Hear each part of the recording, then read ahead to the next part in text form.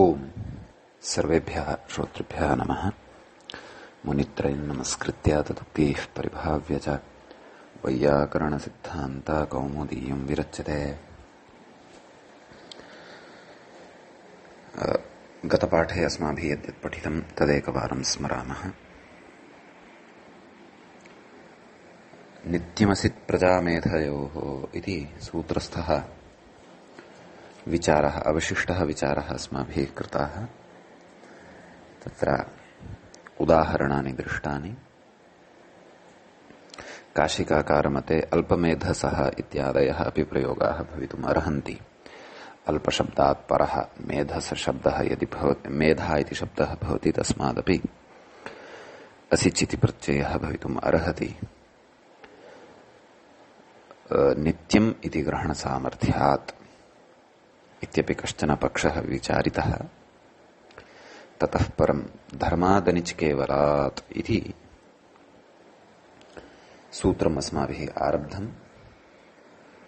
धर्मादनिच् केवलात् इति सूत्रस्यास्य उदाहरणानि तत्र दृष्टानि।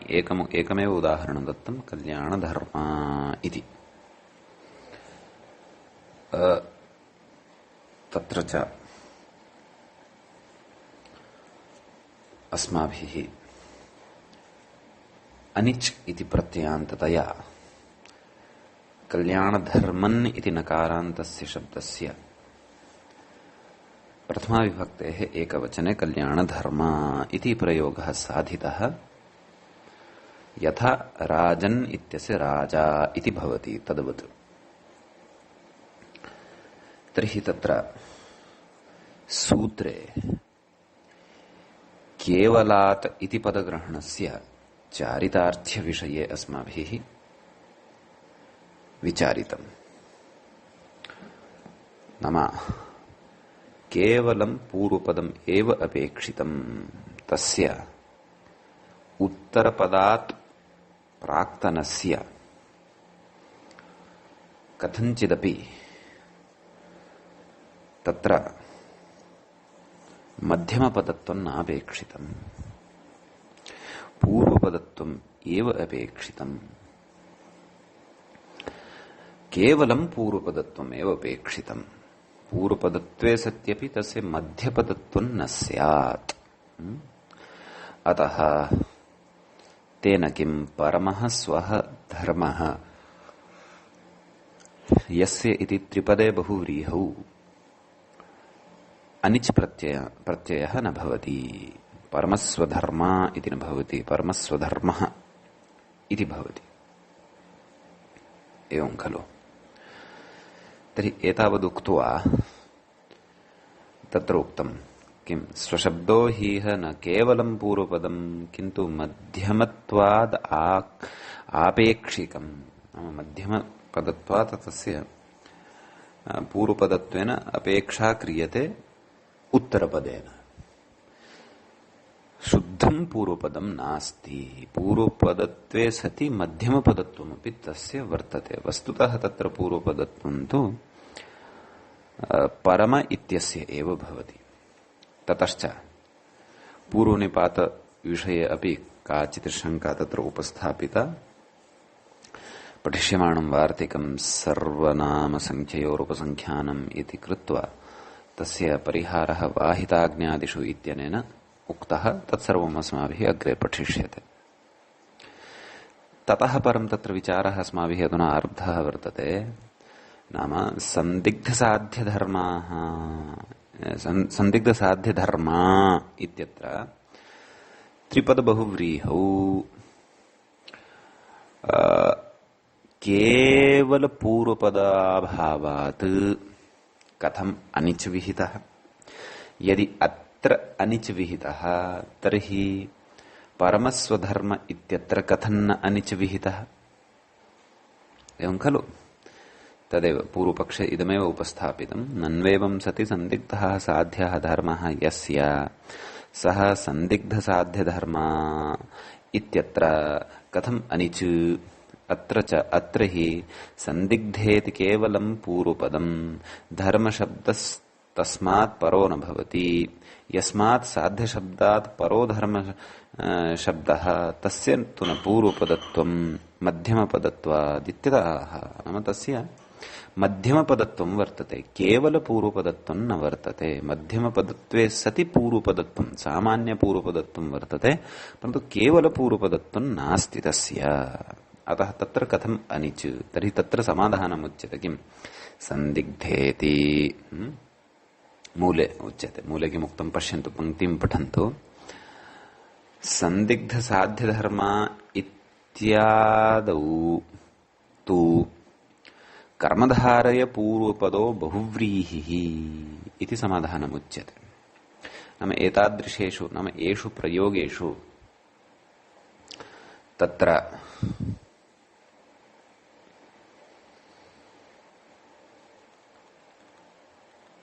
पूर्वपदं यद्वर्तते तत्पूर्वपदं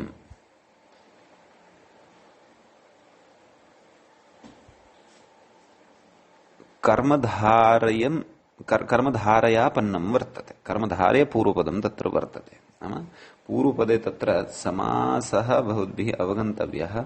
सः समासः तत्र कर्मधारय समासः भवति इति कथयति अत्र व्याख्याता। सन्दिग्धश्चासौ साध्यश्च इति कर्मधारयः वर्तते। सन्दिग्धसाध्यः सन्दिग्धसाध्यः धर्मः यस्य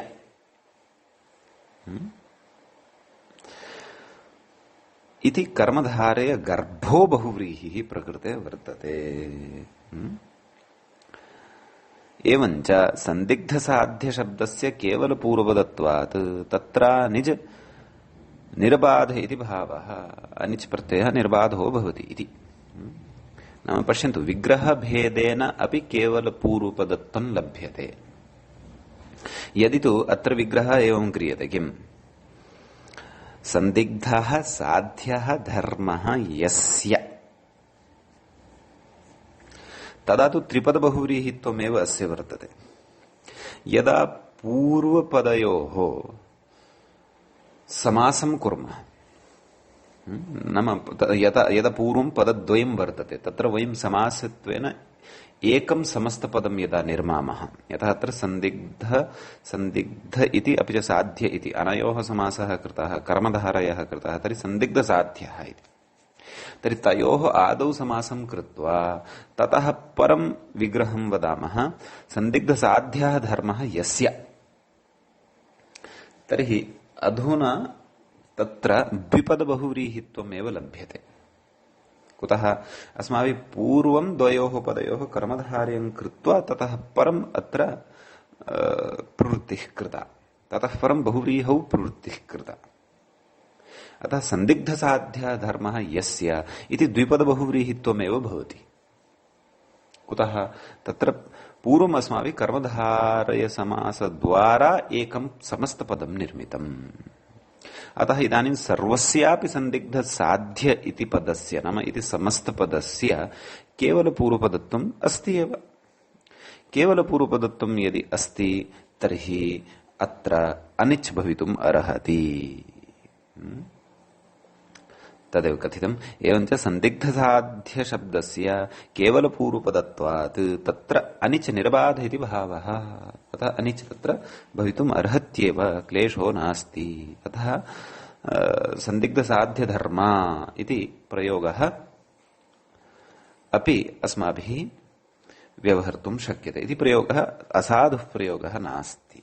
आम्, तत्र इदमपि स्मरन्तु, यदि तु तत्र कर्मधारय गर्भबहुव्रीहिः अस्माभिः न क्रियते, समीचीनम्, तादृशः बहुव्रीहिः न क्रियते यत्र कर्मधारयः न स्यात्, तर्हि तत्र तु किं कर्तव्यं चेत् तत्र अनिच् भवितुं नार्हति। कुतः? त्रिपदबहुव्रीहित्वं लप्स्यते। त्रिपदबहुव्रीहित्वे सति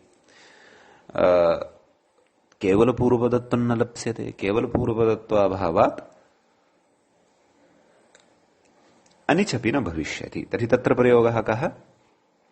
सन्दिग्धसाध्यधर्मः इत्येव। सन्दिग्धः साध्यः धर्मः यस्य सः सन्दिग्धसाध्यधर्मः इति। परन्तु यदि वयं पूर्वम् आदौ कर्मधारय समासं कुर्मः, कर्मधारय समासत्वेन द्विपदबहुव्रीहिम् एव कथयामः, सन्दिग्धसाध्यः धर्मः यस्य, तदा तु अनिच् इति प्रत्ययः भवितुम् अर्हति। कुतः? सन्दिग्धसाध्य इति पदस्य पूर्व केवल पूर्वपदत्वात्। एवं खलु? कथयति एवञ्च इति मूले किम् उक्तवान्? एवञ्च परमस्वधर्मा इत्यपि साध्वेव। तद्वत् तर्हि परमस्वधर्मः इत्यपि प्रयोगः साधुः, यदि कर्मधारयः आश्रितः तर्हि परमस्वधर्मा इति अनिजन्तः प्रयोगः अपि साधुः एव। कथयति व्याख्याता, उक्तरीत्या परमश्चासौ स्वश्च परमस्वः, परमस्वः धर्मः यस्य इति कर्मधारयाश्रयणे तु केवलपूर्वपदत्वात् अनिच्, एवं किल? केवलपूर्वपदत्वात् प्रकृते अनिच् इति प्रत्ययः भवति। अतः परमस्वधर्मा इत्यपि साध्वेव इत्यर्थः।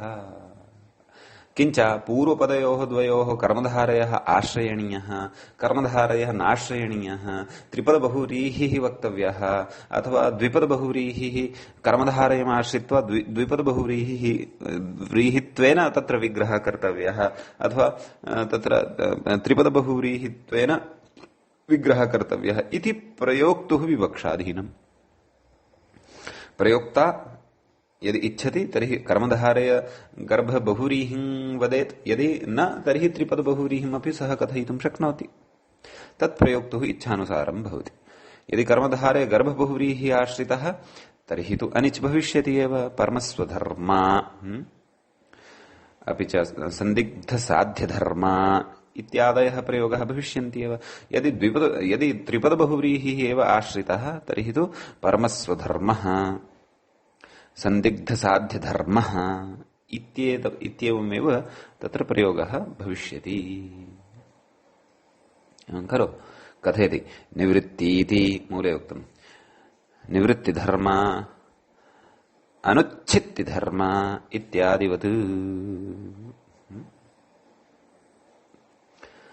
कथयति मूले व्याख्यानं पश्यन्तु। नाम इत्यादिवत् एतेन सह तुलनां करोति, एतत् प्रयोगद्वयेन सह तुलनां करोति। निवृत्तिधर्म अनुच्छित्तिधर्म इति।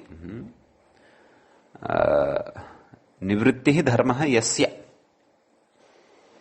इति, अनुच्छित्तिः धर्मः यस्य इति च विग्रहः भवति अनयोः उभयोः अपि पदयोः। तत्र कथ्यते अग्रे, अत्र समासे निवृत्तिशब्दस्य अनुच्छित्तिशब्दस्य अनुच्छित्तिशब्दस्य च केवलपूर्वपदत्वात् यथा योग्यम् अनिजिति भावः। तत्रापि पश्यन्तु, निवृत्तिधर्म, तत्र पूर्वपदं यद् वर्तते निवृत्ति इति, तद् केवलपूर्वपदं वर्तते। अनुच्छित्तिधर्मः इत्यत्रापि केवलपूर्वपदं वर्तते। कुतः? यतः तत्र नि अपि च वृत्ति अनयोः मध्ये आदौ तत्र समासः क्रियते, एवं खलु? ततः अनुच्छित्ति इत्यत्र अनु अपि च छिति इत्यनयोः मध्ये आदौ समासः क्रियते, एवं खलु? ततः परं तत्र तस्य केवलपूर्वपदत्वं लभ्यते। ततः तत्र अनिचे अवकाशः लभ्यते, अनिच तत्र भवितुम् अर्हति एव। एवं खलु? निवृत्तिः धर्मः यस्य, एवं रीत्या तत्र विग्रहः क्रियते। अनुच्छित्ति इत्यत्रापि अनु अपि च छिति इत्यनयोः आदौ तत्र समासः क्रियते। ततः परं तस्य समस्तपदत्वं निर्मीयते। समस्तपदत्वात् द्विपदबहुव्रीहित्वमेव तस्य लभ्यते। अतः द्विपदबहुव्रीहित्वे सति केवलपूर्वपदत्वं निवृत्ति इत्यस्य अनुच्छित्ति इत्यस्य च लभ्यते। ततः तत्र अनिच् प्रत्ययः भवति। निवृत्तिधर्म अनुच्छित्तिधर्म इत्यादयः तत्र प्रयोगाः सिद्ध्यन्ति इति। इदं तत्र कस्यचित् धर्मग्रन्थस्य कश्चन प्रसिद्धः प्रयोगः स्यात्। अतः एव प्रकृते निदर्शनेन उक्तम्, नाम तुलनां कृत्वा अत्र प्रमाण्यत्वेन सः उक्तवान्। वाङ्मये क्व एतौ प्रयोगौ व्यवहृतौ इति तु द्रष्टव्यम् अस्ति। समीचीनम्। तर्हि अग्रे इदानीं विचारः कश्चन अत्र प्रवर्तते। कथयति नन्विह सूत्रे पूर्वपदशब्दस्य अश्रवणात् अनुवृत्त्यभावाच्च कथं पूर्वपदात् इति लभ्यते इत्यत आह।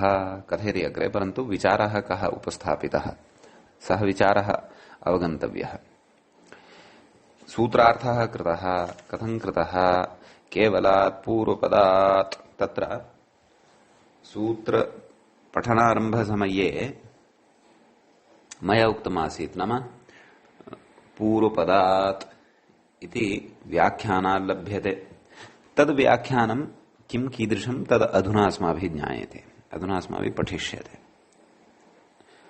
नाम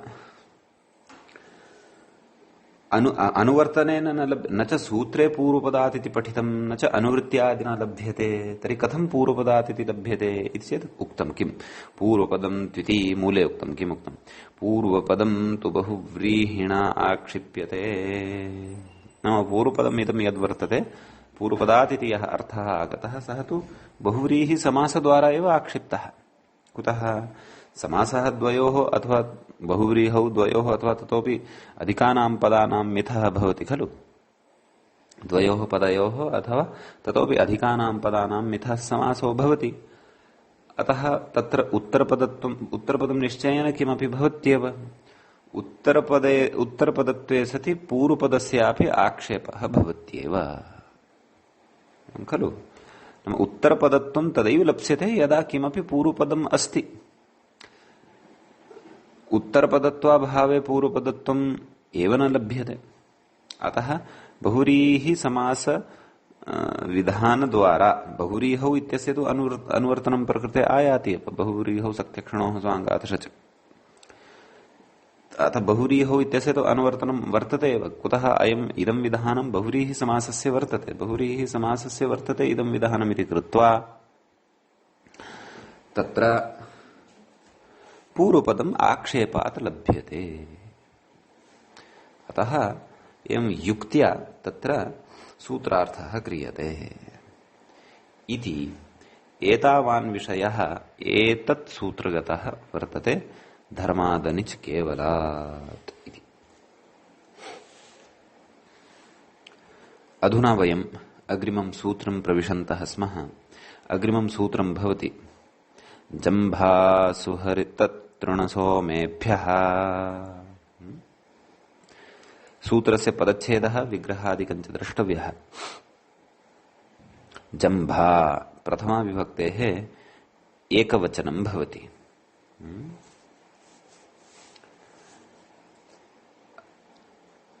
तत्र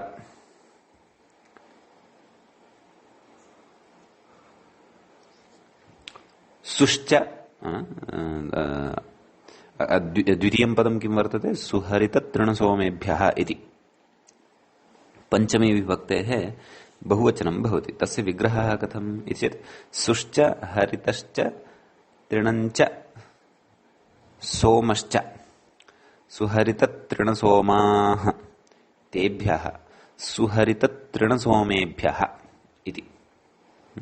धर्मादनिच केवलात् इत्यस्मात् सूत्रात् अनिचित्यनुवर्तते। बहुव्रीहौ समासान्ताः तद्धिताः इत्यादयः अधिकाराः अनुवृत्तयो वा अत्र आयान्तः सन्ति। समीचीनम्। कथयति व्याख्याता किं कथयति?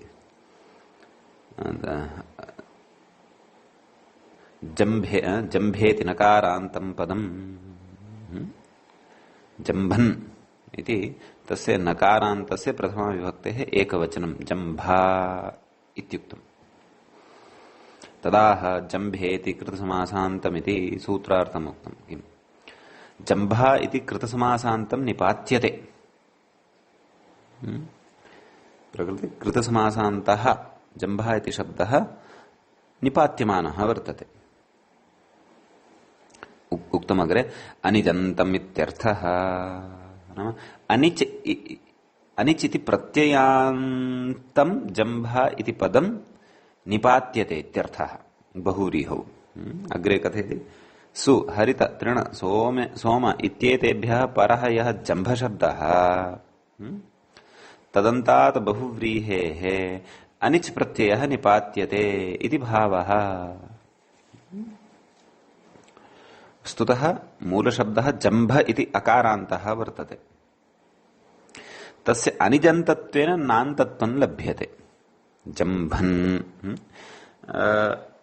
अनिजन्तत्वेन तत्र अस्माभिः सुजम्भा हरितजम्भा इत्यादयः प्रयोगः अग्रे साधयिष्यन्ते। समीचीनम्। तर्हि तत्र कथ्यते किं कथ्यते जम्भो भक्षे दन्ते चेति मूले उक्तं। नाम जम्भशब्दस्य अर्थं कथयन् अस्ति। जम्भ इति अकारान्तः यः शब्दः वर्तते। पश्यन्तु नकारान्तत्वं तु अनिच् प्रत्यय निपातनात् परम् अस्य लभ्यते, तदपि समासे लभ्यते इति भेदः अवगन्तव्यः। अतः तादृश समासान्त नकारान्त पदस्य सूत्रे निपातनं ध्वनयितुं पाठः कृतः वर्तते जम्भा इति। तत्र जम्भा सुहृत् तृणसोमेभ्यः इत्यपि उक्तं। नाम एतेभ्यः परे एव जम्भशब्दः अनिजन्तः इति नकारान्तः भवति इति जम्भा इति। स्वतन्त्रः जम्भा इति नकारान्तः शब्दः प्रयोक्तुं न शक्यते। स्वतन्त्रः शब्दस्तु जम्भ इति अकारान्तः एव वर्तते इति मनसि स्थापयन्तु। अतः जम्भशब्दस्य अर्थं कथयन् वर्तते। कः ग्रन्थकारः किं कथयति जम्भो भक्षे दन्ते च। नाम जम्भ इति शब्दः भक्ष्यार्थे उपयुज्यते। भक्ष्यं यद्भवति भक्षकः भिन्नः भक्षिं भिन्नम्। भक्षकेण यद् भुज्यते तद् भक्ष्यम्। अतः जम्भः भक्षे दन्ते च भक्ष्यार्थे दन्तार्थे च उपयुज्यते जम्भः। तत्र कथयति अग्रे शोभनः जम्भः अस्य सुजम्भा इति।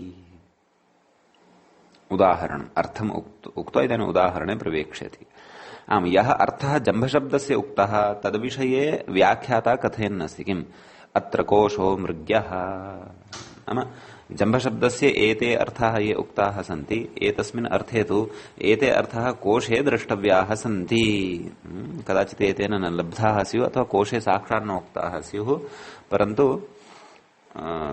भाष्यादि प्रामाण्य पुरस्सरं वा अथवा प्राचीनं वैयाकरणं दृष्ट्वा वा एतादृशम् अर्थनिर्देशम् अत्र कृतवान् स्यात् व्याख्याता। एवं किल अन्यथा अनुपदमेव कोशप्रामाण्यं ददाति व्याख्याता अपि। अतः कथयन् अस्ति नाम अत्र कोशः द्रष्टव्यः अस्ति। कस्मिंश्चित् अमरकोशे न स्यात् चेत् भिन्ने कोशे कस्मिंश्चित् स्यात् अथवा अर्वाचीने कोशे स्यात् अथवा तद् शिष्टप्रयोगवशादेव तत्र अस्य अर्थः द्रष्टव्यः। काशिकायामपि एतेव अर्थाः वर्णिताः सन्ति। तत्र उदाहरणानि अपि इमानि उदाहरणानि तु सामान्यानि एव सम्भवन्ति, तत्र तु क्लेशः एव नास्ति। अतः इमानि उदाहरणानि येषु अर्थेषु काशिकायामपि व्यवहृतानि सन्ति, ततः यथावत् स्वीकृतानि वर्तन्ते दीक्षितेन। भवतु उदाहरणं प्रविशामः। सुजम्भेति कथयति तर्हि ये शब्दाः तत्र पूर्वपदत्वेन परिगणिताः सूत्रे सु हरित तृण सोम चत्वारः सन्ति। तेभ्यः परे जम्भः इति शब्दः योजनीयः, समस्तपदञ्च निर्मातव्यं, तावदेव।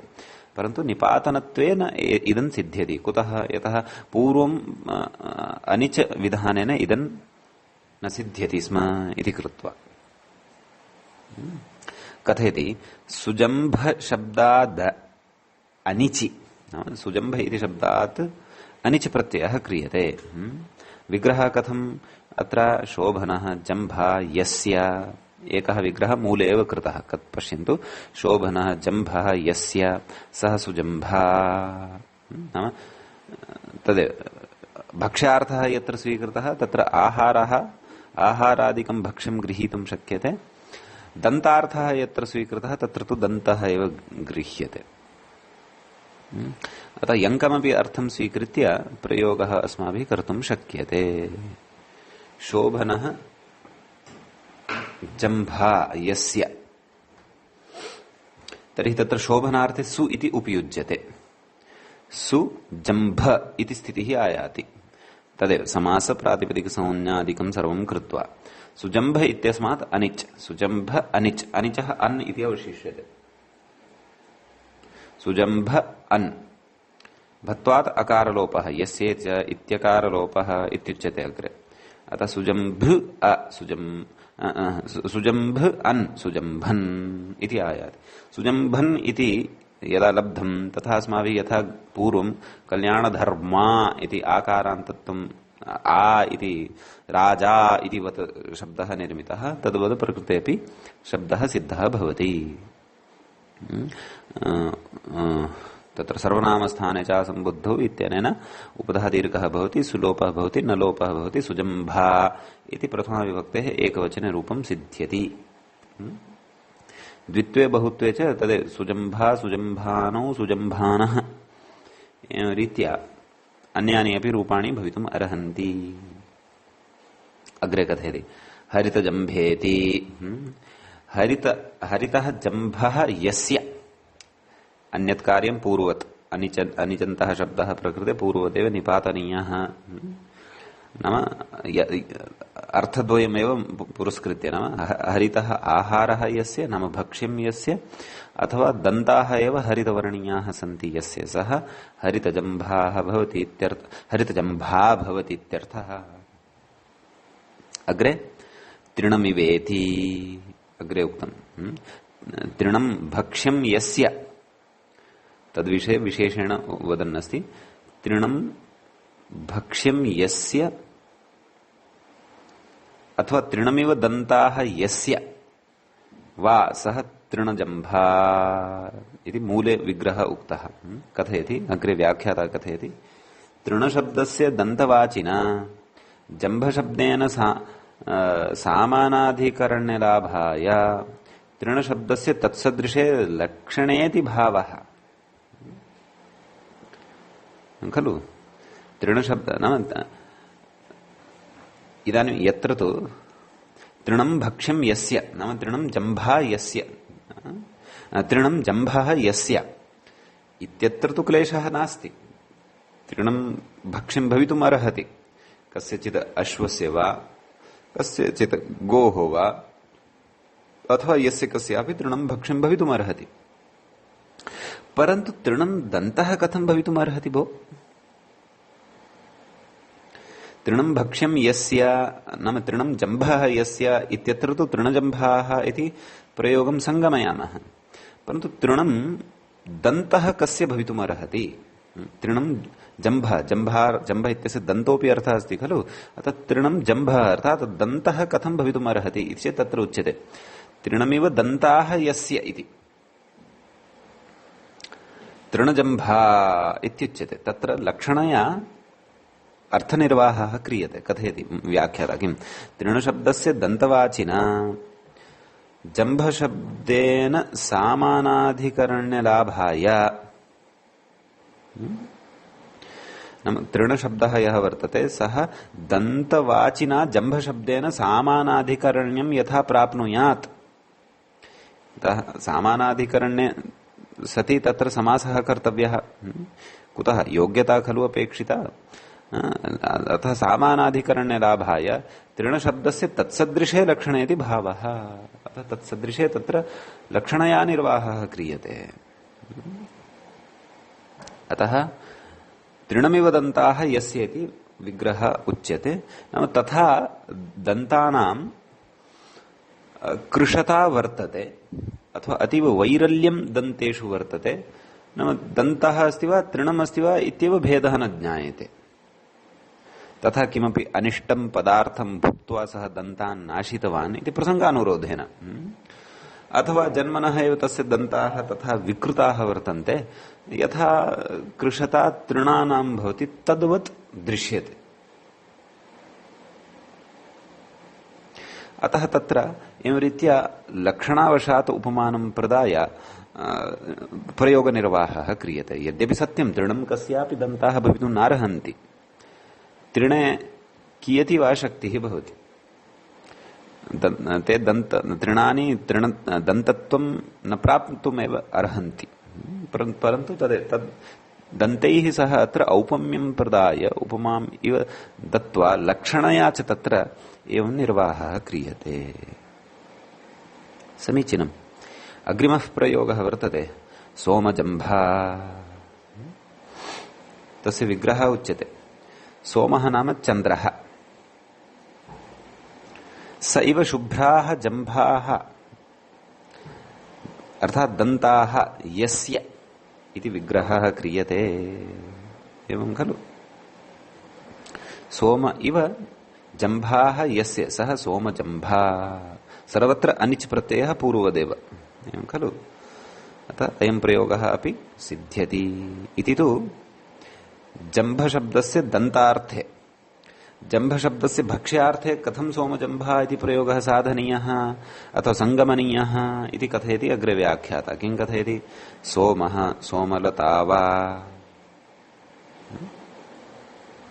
सैव जम्भः भक्ष्यं यस्य विग्रहः। सोमशब्देन सोमलतायाः अपि ग्रहणं भवति। तर्हि तां सोमलताम् एव यः खादति अथवा सा सोमलता एव भक्ष्यपदार्थः यस्य वर्तते। यथा जम्भ इति शब्दस्य भक्ष्यम् इत्यपि अर्थः पठितः अस्माभिः। सः सोमजम्भः, सः सोमजम्भा भवति इत्यर्थः। अतः एते प्रयोगाः इत्थं रीत्या अर्थभेदेन ज्ञातव्याः। नाम भक्ष्यार्थे अपि अर्थसङ्गतिः तत्र द्रष्टव्या, दन्तार्थे अपि अर्थसङ्गतिः तत्र सर्वत्र युक्त्या द्रष्टव्या इति उदाहरणानि दत्तानि। तत्र प्रत्युदाहरणमुच्यते। स्वादिभ्यः किं मूले उच्यते। नाम स्वादयः के ये अत्र पठिताः सुहरिततृणसोमेभ्यः एते प्रकृते विद्यमानाः स्वादयः ग्राह्याः। न तु स्वौजस्मौढछष्टाभ्याम् इति सूत्रस्य सु इति प्रत्ययादारभ्य तत्र उरः प्रभृतिभ्यः कप् इति कपं यावन्तः स्वादयः ग्राह्याः। ते स्वादयः न विवक्षिताः, परन्तु प्रकृतसूत्रे ये चत्वारः स्वादयः पठिताः सुहरिततृणसोम इति। नाम तद् यदि न उच्येत तर्हि किं स्यात्? तर्हि सूत्रं जम्भा एतावदेव स्यात्। तर्हि इदम् अनिजन्तं जम्भा इति पदं बहुव्रीहौ यस्मात् कस्मात् अपि शब्दात् परे निपातितं स्यात्। यथा पतितजम्भः, पतितजम्भः इति प्रयोगः नापेक्षितः, पतितजम्भः इत्येव प्रयोगः अपेक्षितः। एवं खलु। पतिताः जम्भाः अर्थात् दन्ताः यस्य सः पतितजम्भः। कस्मैचित् वृद्धाय वक्तुं शक्नुमः यस्य मुखे दन्ताः न वर्तन्ते, अथवा कस्मैचित् तत्र यस्मै कस्मै अपि वक्तुं शक्नुमः यस्य दन्ताः मुखे न सन्ति, यस्य दन्ताः पतिताः वर्तन्ते। वृद्धस्य एव दन्ताः पतेयुः इति तु काचित् रूढिः, परन्तु यौवनावस्थायामपि केषाञ्चन दन्ताः पतन्ति रोगवशात् वा अथवा प्रकारान्तरेण वा। अतः पतितजम्भः इत्यत्र पतित इति शब्दः सुहृततृणसोमेषु नास्ति इति कृत्वा प्रकृते जम्भा इति अनिच प्रत्ययान्तः शब्दः अपि निपातितः न भवति, अपि तु अकारान्तेन जम्भ इति शब्देन सह एव समासः भवति इत्यर्थः। एवञ्च एतावान् विशेषः एतत् सूत्रगतः वर्तते। भवतु मन्ये एतत् सूत्रगतः विचारः स्पष्टतां गतः स्यात्। इदानीं वयम्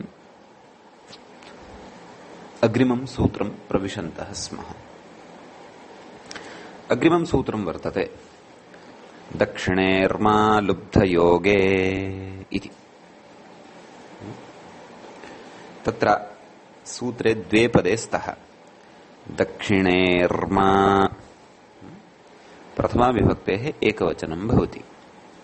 तदेव इमनिजन्तः शब्दः क्षन्तव्य इमनिजन्त इति न अनिजन्तः अनिचिति प्रत्ययान्तः शब्दः दक्षिणेर्मा इति नकारान्तः प्रथमा विभक्तेः एकवचने भवति।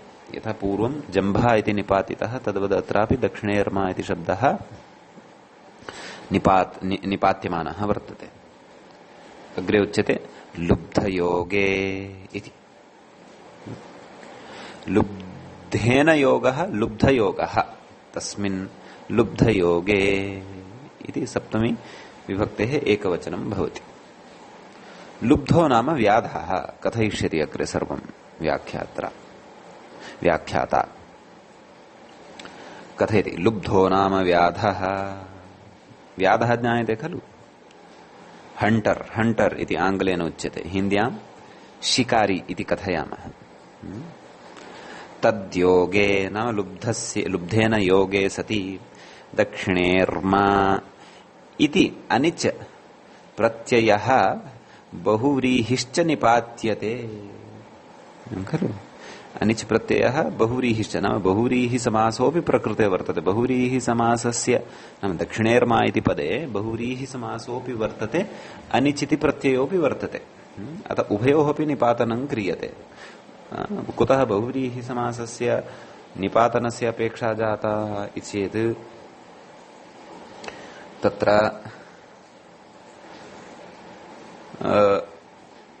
बहुव्रीहि समास विधानम् अत्र न प्राप्यमाणमासीत् यद्यदस्माभिः एतावता पठितम्।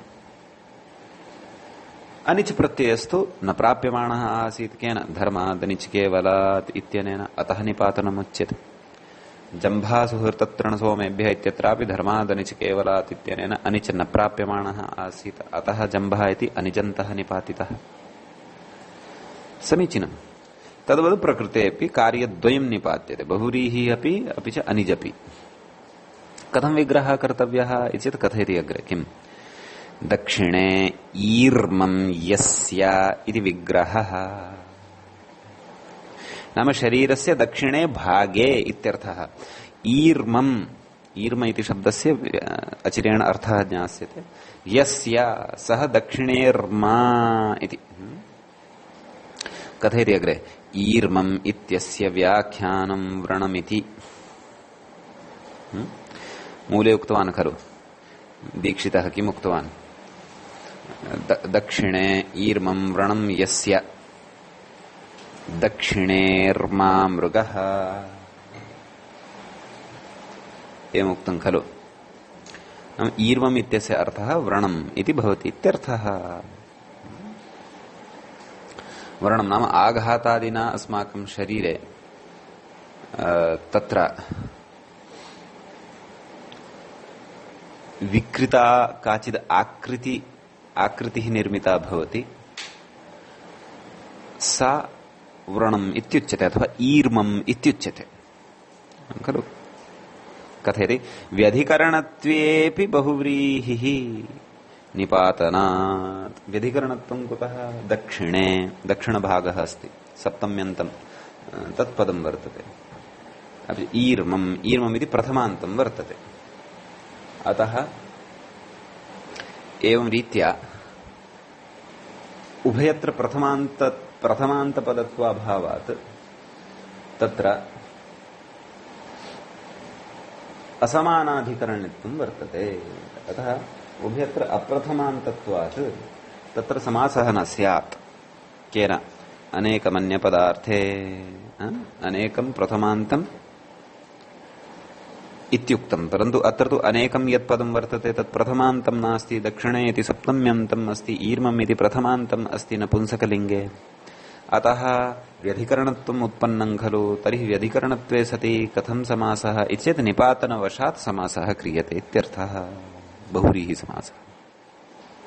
आम् का स्थितिः दक्षिण ईर्म अन् अन् अर्थात् अनिचः अन् इति अवशिष्टः यः अनिच् प्रकृतसूत्रेण निपातितः वर्तते इत्यर्थः। कथयति अनिचि यस्येति इत्यकारलोपे दक्षिणेर्मा इति रूपम् यस्येति चैत्यनेन दक्षिणेर्म इति मकारोत्तरवर्ती यः अकारः तस्य लोपः क्रियते। दक्षिण ईर्म अनयोः तु गुणः भवति इति वयं जानीमः एव। दक्षिणेर्म इत्यस्मात् तद् अन् आगत्य युक्तः भवति दक्षिणेर्मन् इति शब्दः सिद्धः भवति। ततः परं पूर्वं या प्रक्रिया अस्माभिः पठिता तां प्रक्रियां पुरस्कृत्य दक्षिणेर्मा इति प्रयोगः सिद्धः भवति। एवं खलु कथयति लुब्धशब्दं विवृण्वन्नाह लुब्धशब्दस्य विवरणं कुर्वन् कथयति। किं कथयति व्याधेनेति व्याधेन कृतव्रण इत्यर्थः इति।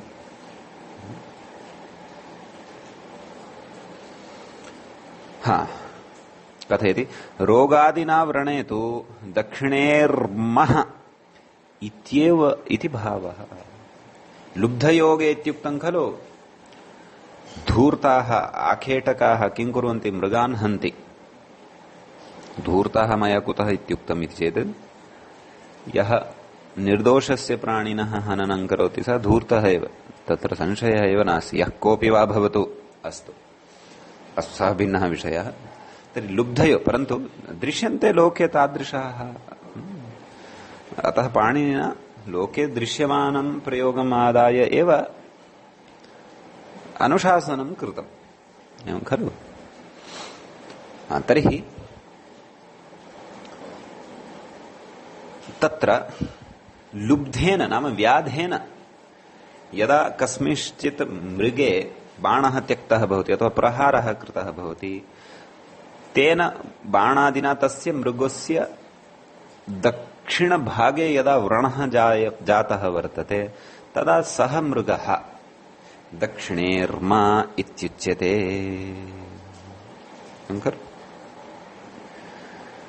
अतः इदम् उदाहरणं तत्र अवगन्तव्यम्।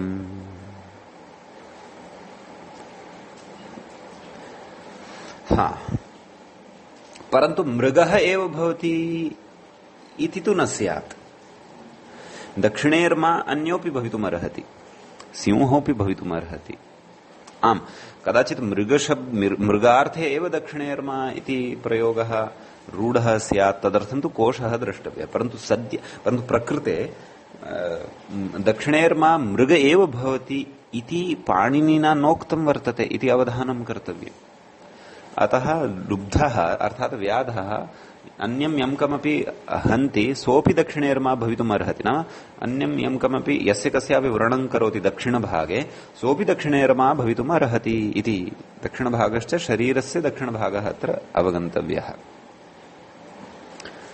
समीचीनम्। अतः सः यत्र तु व्याधेन आघातः न कृतः वर्तते परन्तु रोगादिना स्वयमेव दक्षिणभागे यस्य ईर्मम् उत्पन्नं वर्तते, ईर्मम् अर्थात् व्रणम् उत्पन्नं वर्तते, तत्र तु अनिच् प्रत्ययः न भवति।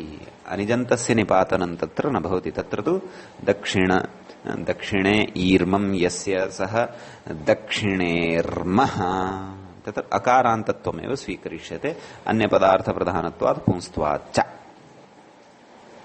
समीचीनम् इति एतावान् विशेषः एतत् सूत्रगतः वर्तते। इदानीं वयम् अग्रिमं सूत्रं प्रविशन्तः स्मः। अग्रिमं सूत्रं वर्तते पूर्वं चर्चितपूर्वं सूत्रं वर्तते। अतः तद्वर्तते किम् इच् कर्म व्यतिहारे इति। साक्षात् अग्रिममेव अष्टाध्यायीक्रमानुसारमेव समासान्ताः व्याख्यायमानाः सन्ति इति वयं जानीमः एव। तत्र कतिपय वेद संबद्धानि सूत्राणि त्यक्तानि सन्ति कतिपयानि, अन्यथा तु सर्वाणि अपि अष्टाध्यायी क्रमानुसारमेव इमानि समासान्त प्रत्यय विधायकानि सूत्राणि पठ्यमानानि वर्तन्ते। भवतु इच् कर्म व्यतिहारे इत्यत्र पदच्छेदं पश्यामः। इच् इति प्रथमान्तं, कर्म व्यतिहारे इति सप्तम्यन्तम्, बहुव्रीहौ समासान्ताः तद्धिताः इति सर्वं लभ्यते। कर्म व्यतिहारे इत्यस्य च अर्थः अस्माभिः पूर्वं दृष्टः एव वर्तते, भवन्तः स्मरेयुः।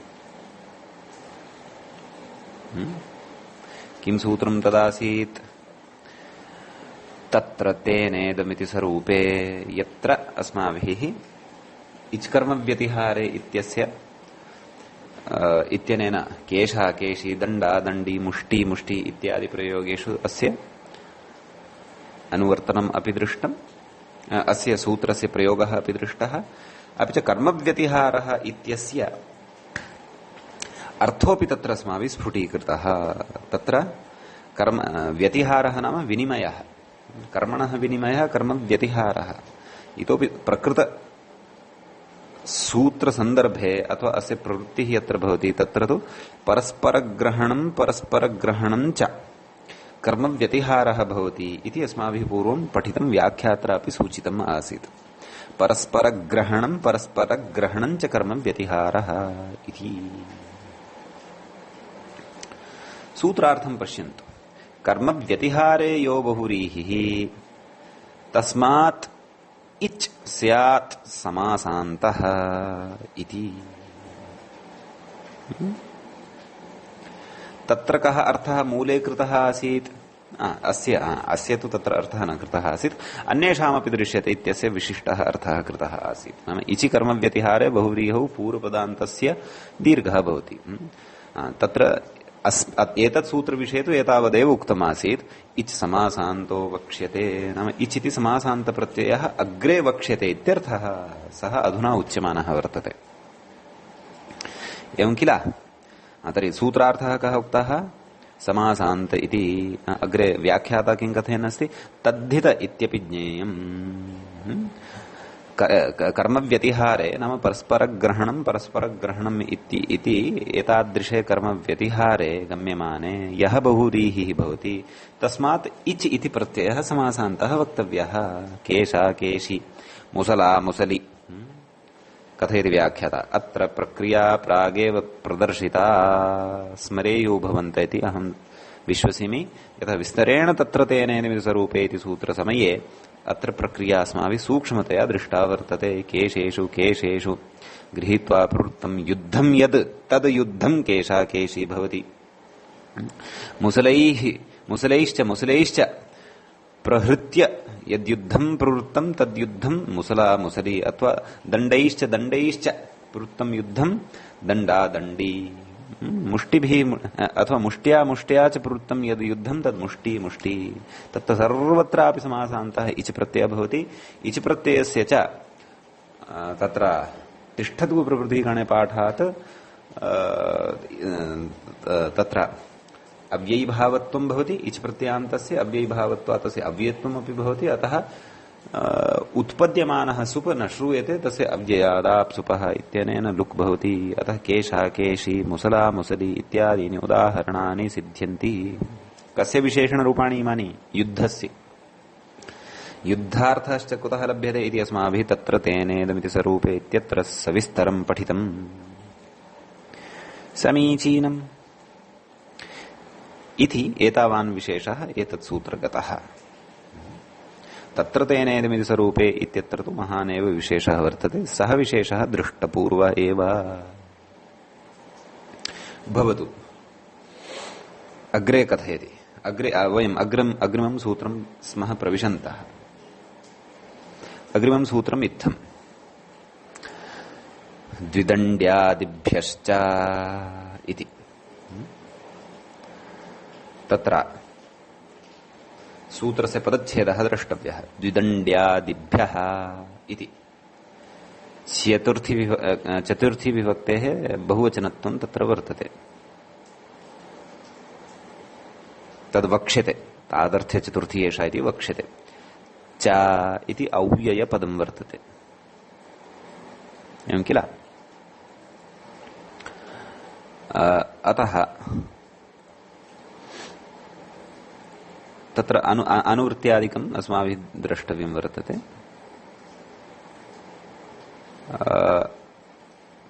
एकवारम् अस्माभिः द्विदण्ड्यादिगणोऽपि पठनीयः वर्तते, तत्रत्याः शब्दाः परिचिताः भवेयुः नूनमेव, किल? भवतु, आदौ गणमेव पठित्वा आगच्छामः। अस्य पदच्छेदः पदे अपि विग्रहः अस्ति, विग्रहमपि आदौ द्रष्टुं शक्नुमः। द्विदण्ड्य आदौ, द्विदण्डी आदौ येषां ते द्विदण्ड्यादयः इति बहुव्रीहिः वर्तते अस्मिन् पदे अपि। तेभ्यः द्विदण्ड्यादिभ्यः चतुर्थी अस्ति अत्र। चतुर्थी कथम् अस्ति, किमर्थं पञ्चमी नास्ति, अग्रे स्पष्टीकरिष्यते। अस्तु, पूर्वं द्विदण्ड्यादिगणे पठितान् शब्दान् एव दृष्ट्वा आगच्छामः। तत्रत्यान् शब्दान् अवधानेन शृण्वन्तु। पञ्चमाध्यायस्य चतुर्थपादे 28-अधिकशततमम् इदं सूत्रं, तत्सूत्रसम्बद्धः गणपाठः अवलोक्यते यदि तत्र द्विदण्ड्यादिगणः लभ्यते। तत्र शब्दाः एवं: द्विदण्डी, द्विमुसली, उभाञ्जलि, उभयाञ्जलि, उभादन्ति, उभयादन्ति, उभाहस्ति, उभयाहस्ति, उभाकर्णी, उभयाकर्णी, उभापाणि, उभयापाणि, उभाबाहु, उभयाबाहु, एकपदी, प्रोष्ठपदी, आच्पदी, आढ्यपदी, सपदी, निकुच्यकर्णी, संहतपुच्छी, अन्तेवासि इति द्विदण्ड्यादिः। अयं गणः द्विदण्ड्यादिगणः वर्तते इति कथयति व्याख्याता। किम्? द्विदण्ड्यादिषु इदन्तानाम् एव निपातनात् तेभ्यः परत्वेन इच् प्रत्ययविधिः अनर्थकः इत्याशङ्क्य नेयं पञ्चमी इत्यत आह, तादर्थ्ये चतुर्थी। अस्तु, ततः अपि पूर्वम् एका शङ्का जाता। अस्माभिः प्रायशः द्विदण्ड्यादिगणे सर्वेपि पाठाः, सर्वेपि शब्दाः इकारान्ताः एव पठिताः, परन्तु शब्दद्वयं तत्र उकारान्तं श्रूयते। उभाबाहु, उभयाबाहु इति। अस्तु, तस्य उकारान्तत्वेन पाठे स्वारस्यं तु द्रष्टव्यं। पश्यामः। सद्यः सूत्रं, सूत्रार्थम्, उदाहरणं च आलोचयामः। किं कथयति? द्विदण्ड्यादिषु इदन्तानामेव निपातनात् इति यदुक्तम्, एवकारः यः उक्तः प्रकृते एतेन, सः एवकारस्तु न युज्यते। कुतः? यतः तत्र उकारान्तः शब्दः अपि वर्तते। अतः प्रायशः इदन्तानामेव निपातनात् इति वा वक्तव्यम्। तेभ्यः परत्वेन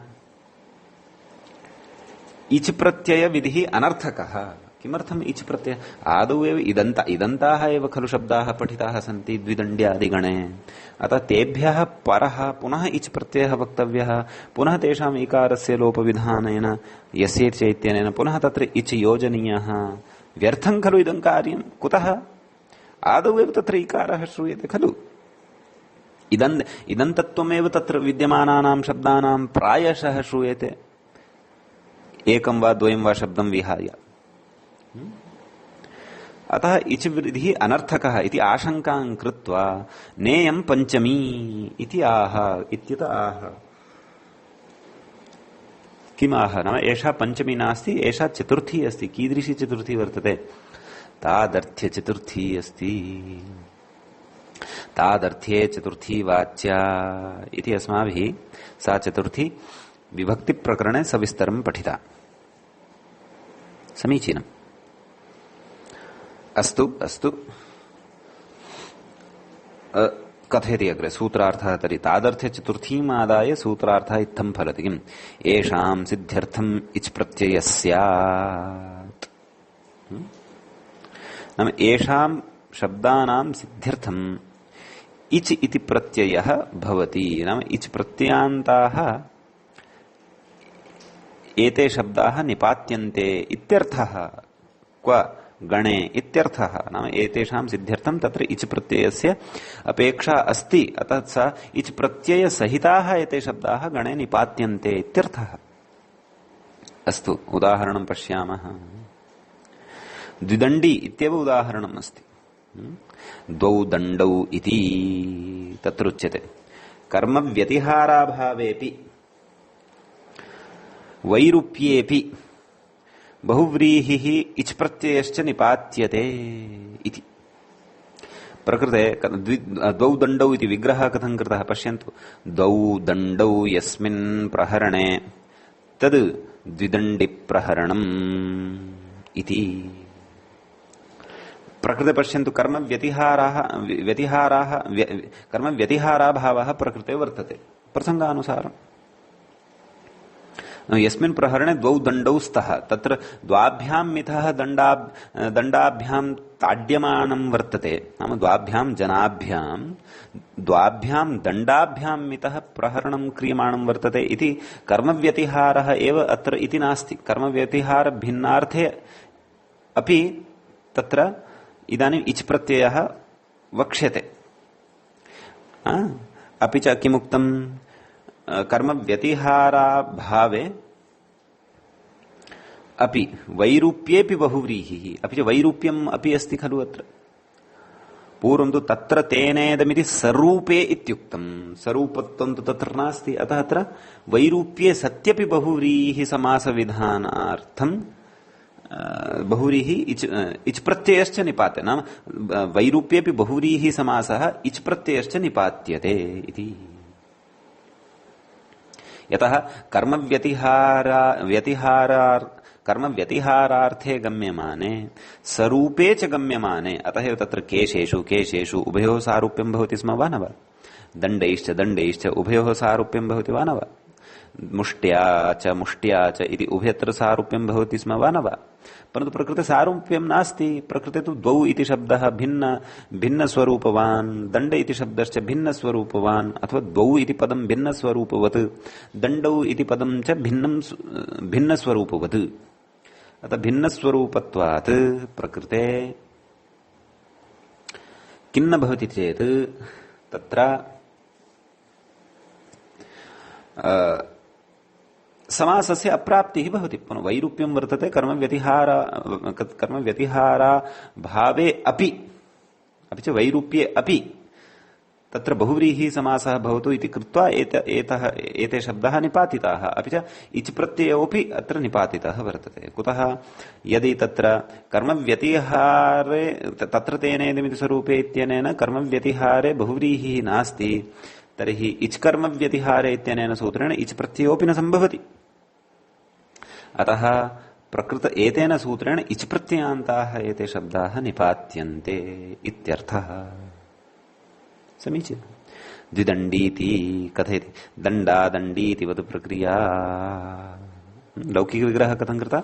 द्वौ दण्डौ यस्मिन् प्रहरणे तद्विदण्डि प्रहरणम्। निपातनवशात् समासः, निपातनवशात् प्रकृते इच् प्रत्ययश्च भवति। समीचीनम्। ततः द्विदण्ड इति शब्दात् इच् इति प्रत्ययः तत्त्वात् अकारलोपः। इच् प्रत्ययः समासान्तः इति तिष्ठद्गु गणे पठितत्वात् एते अस्यापि अव्ययत्वम् अव्ययीभावसमासत्वम् अव्ययत्वं च गम्यते। एवं खलु? अतः द्विदण्डी इति प्रयोगः सिद्धः भवति। कथयति कर्मव्यतिहाराभावात् पूर्वपदस्य न दीर्घः इति विशेषः। प्रकृते कर्मव्यतिहारभावः अस्ति, कर्मव्यतिहारत्वं प्रकृते नास्ति, अतः पूर्वपदस्य दीर्घो न भवति।